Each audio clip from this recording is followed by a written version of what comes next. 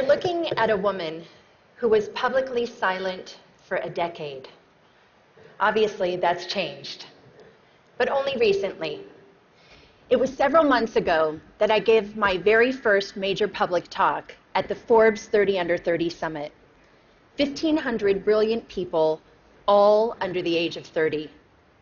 That meant that in 1998, the oldest among the group were only 14, and the youngest just 4.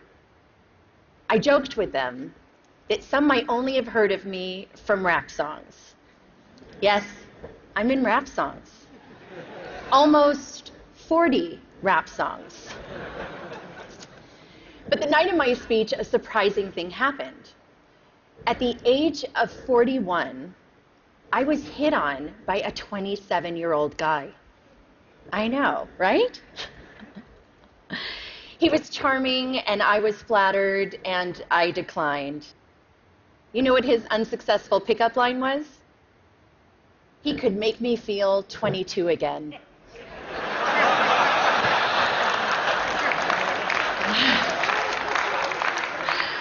I realized later that night, I'm probably the only person over 40 who does not want to be 22 again.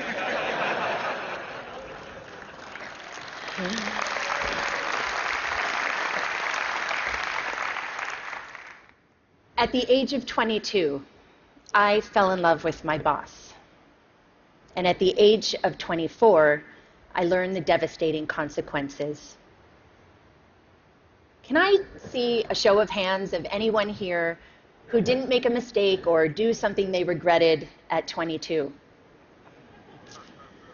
Yep, that's what I thought. So like me, at 22, a few of you may have also taken wrong turns and fallen in love with the wrong person, maybe even your boss. Unlike me, though, your boss probably wasn't the President of the United States of America. Of course, life is full of surprises.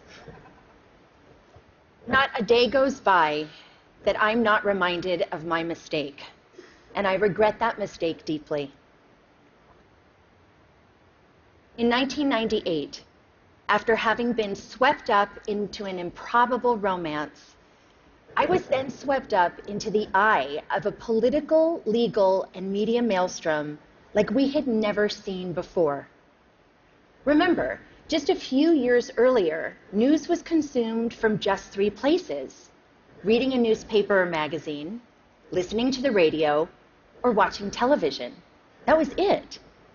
But that wasn't my fate. Instead, this scandal was brought to you by the digital revolution. That meant we could access all the information we wanted, when we wanted it, anytime, anywhere. And when the story broke in January 1998, it broke online. It was the first time the traditional news was usurped by the internet for a major news story. A click that reverberated around the world. What that meant for me personally was that overnight, I went from being a completely private figure to a publicly humiliated one worldwide.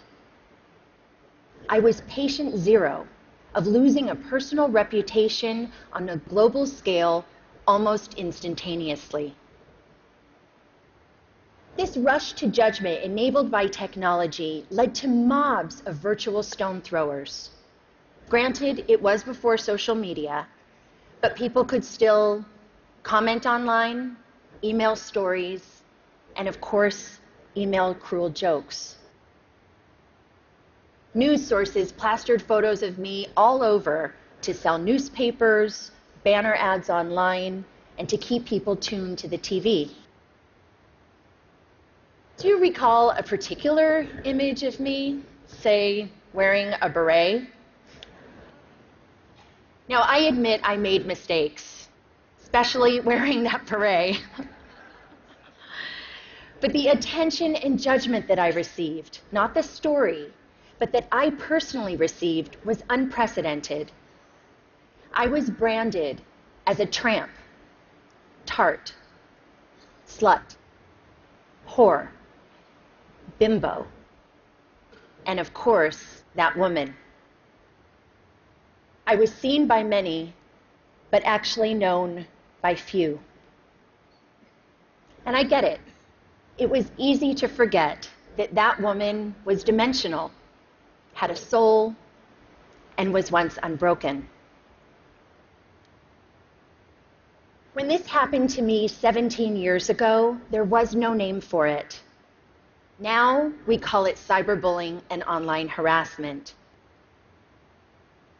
Today, I want to share some of my experience with you, talk about how that experience has helped shape my cultural observations, and how I hope my past experience can lead to a change that results in less suffering for others. In 1998, I lost my reputation and my dignity. I lost almost everything, and I almost lost my life. Let me paint a picture for you. It is September of 1998. I'm sitting in a windowless office room inside the office of the Independent Counsel, underneath humming fluorescent lights. I'm listening to the sound of my voice on surreptitiously taped phone calls that a supposed friend had made the year before. I'm here because I've been legally required to personally authenticate all 20 hours of taped conversation. For the past 8 months, the mysterious content of these tapes has hung like the sword of Damocles over my head. I mean, who can remember what they said a year ago? Scared and mortified, I listen. Listen as I prattle on about the flotsam and jetsam of the day. Listen as I confess my love for the president and, of course, my heartbreak. Listen to my sometimes catty, sometimes churlish, sometimes silly self being cruel, unforgiving, uncouth. Listen deeply, deeply ashamed to the worst version of myself, a self I don't even recognize. A few days later, the Starr Report is released to Congress, and all of those tapes and transcripts, those stolen words, form a part of it. That people can read the transcripts is horrific enough. But a few weeks later, the audio tapes are aired on TV and significant portions made available online. The public humiliation was excruciating. Life was almost unbearable. This was not something that happened with regularity back then in 1998. And by this, I mean the stealing of people's private words, actions, conversations, or photos, and then making them public. Public without consent, public without context, and public without compassion. Fast forward 12 years to 2010, and now social media has been born. The landscape has sadly become much more populated with instances like mine, whether or not someone actually made a mistake, and now it's for both public and private people. The consequences for some have become dire, very dire. I was on the phone with my mom in September of 2010, and we were talking about the news of a young college freshman from Rutgers University named Tyler Clementi. Sweet, sensitive, creative Tyler was secretly webcammed by his roommate while being intimate with another man. When the online world learned of this incident, the ridicule and cyberbullying ignited. A few days later, Tyler jumped from the George Washington Bridge to his death. He was 18. My mom was beside herself about what happened to Tyler and his family, and she was gutted with pain in a way that I just couldn't quite understand. And then eventually I realized she was reliving 1998, reliving a time when she sat by my bed every night. Reliving a time when she made me shower with the bathroom door open. And reliving a time when both of my parents feared that I would be humiliated to death, literally. Today, too many parents haven't had the chance to step in and rescue their loved ones. Too many have learned of their child's suffering and humiliation after it was too late. Tyler's tragic, senseless death was a turning point for me. It served to recontextualize my experiences, and I then began to look at the world of humiliation and bullying around me and see something different. In 1998, we had no way of knowing where this brave new technology called the internet would take us. Since then, it has connected people in unimaginable ways, joining lost siblings, saving lives, launching revolutions. But the darkness, cyberbullying, and slut-shaming that I experienced had mushroomed. Every day online, people, especially young people who are not developmentally equipped to handle this, are so abused and humiliated that they can't imagine living to the next day. And some, tragically, don't. And there's nothing virtual about that. Childline, a UK nonprofit that's focused on helping young people on various issues, released a staggering statistic late last year. From 2012 to 2013, there was an 87% increase in calls and emails related to cyberbullying. A meta-analysis done out of the Netherlands showed that for the first time, cyberbullying was leading to suicidal ideations more significantly than offline bullying. And you know what shocked me, although it shouldn't have, was other research last year that determined humiliation was a more intensely felt emotion than either happiness or even anger. Cruelty to others is nothing new, but online, technologically enhanced shaming is amplified, uncontained, and permanently accessible. The echo of embarrassment used to extend only as far as your family, village, school, or community. But now it's the online community too. Millions of people, often anonymously, can stab you with their words, and that's a lot of pain. And there are no perimeters around how many people can publicly observe you and put you in a public stockade. There is a very personal price to public humiliation, and the growth of the internet has jacked up that price. For nearly 2 decades now, we have slowly been sowing the seeds of shame and public humiliation in our cultural soil, both on and offline. Gossip websites, paparazzi, reality programming, politics, news outlets, and sometimes hackers all traffic in shame. It's led to desensitization and a permissive environment online, which lends itself to trolling, invasion of privacy, and cyberbullying. This shift has created what Professor Nicholas Mills calls a culture of humiliation. Consider a few prominent examples just from the past 6 months alone. Snapchat, the service which is used mainly by younger generations and claims that its messages only have the lifespan of a few seconds. You can imagine the range of content that gets. A third-party app which Snapchatters use to preserve the lifespan of the messages was hacked, and 100,000 personal conversations, photos, and videos were leaked online to now have a lifespan of forever. Jennifer Lawrence and several other actors had their iCloud accounts hacked, and private, intimate nude photos were plastered across the internet without their permission.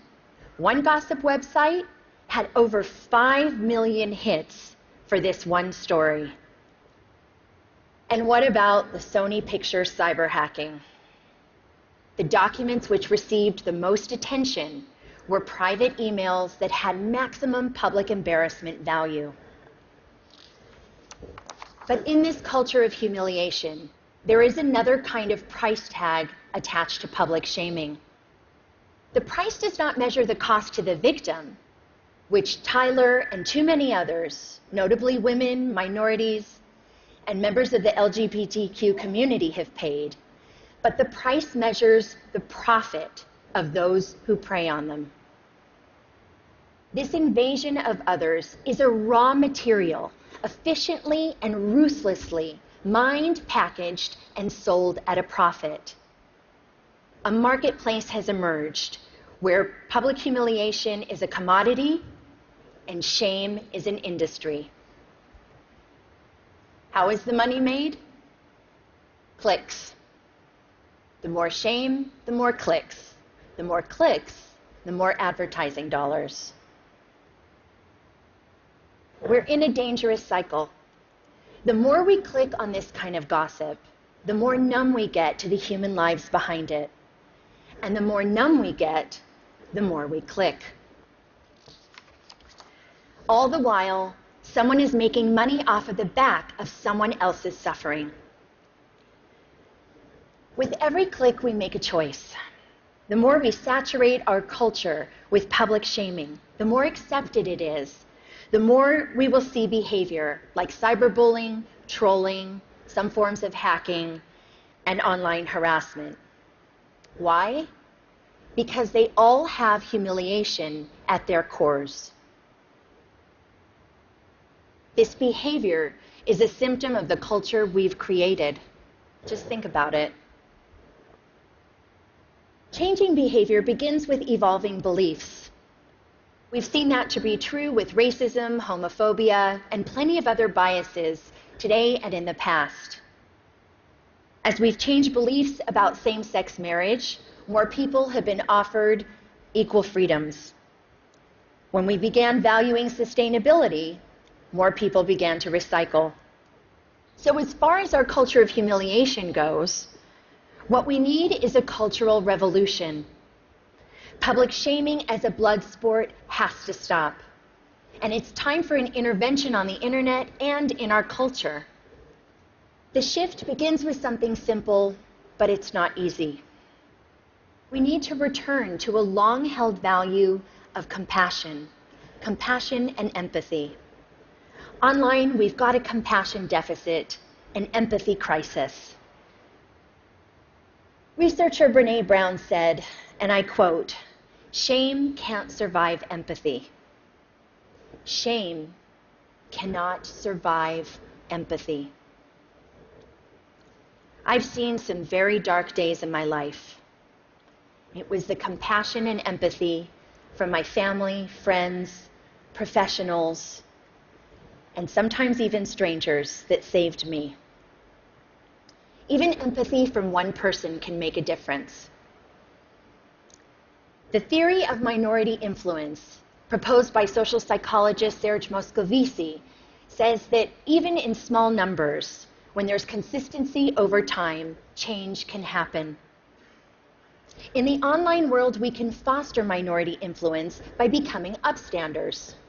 To become an upstander means, instead of bystander apathy, we can post a positive comment for someone or report a bullying situation. Trust me, compassionate comments help abate the negativity. We can also counteract the culture by supporting organizations that deal with these kinds of issues, like the Tyler Clementi Foundation in the US. In the UK, there's Anti-Bullying Pro, and in Australia, there's Project Rocket.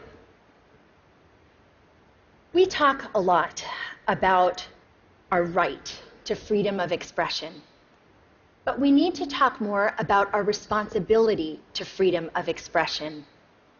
We all want to be heard, but let's acknowledge the difference between speaking up with intention and speaking up for attention. The internet is the superhighway for the id. But online, showing empathy to others benefits us all and helps create a safer and better world.